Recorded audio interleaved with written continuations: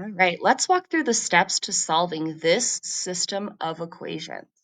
So what I want to do first is I am going to either isolate my x value or my y value. So it doesn't matter which equation you pick. So let's just pick the second one here. I have 4x plus 3y equals 12. I am going to solve for x here. So to undo what happened to x, I'm going to subtract 3y from both sides. I'm left with 4x equals 12 minus 3y. Now to undo times 4, I need to divide both sides by 4. That includes the 12 and the negative 3y over here, not just one term, both terms. These cancel each other out. I'm left with x equals 12 divided by 4 is 3 minus 3/4 y. So now I know what x equals. I'm going to use that value to plug it in for x in either equation. Again, it does not matter. So I'm going to use my first one here. I have 4, and then now x equals 3 minus 3/4 y plus 3y equals 12. Distribute your 4. 4 times 3 is 12.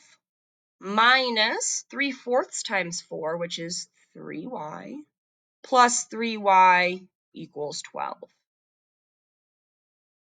I now need to combine any like terms. I notice I have a negative 3y and a positive 3y. Negative 3y plus 3y is actually 0y.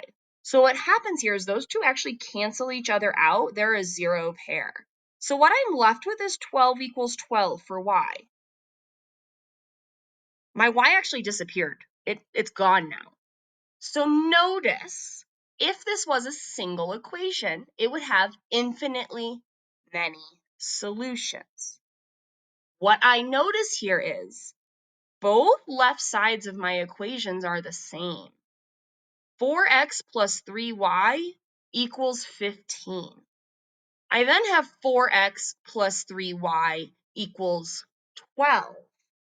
So though my first equation my second equation may have infinitely many solutions here, I still get a value for x that doesn't quite work when y disappears.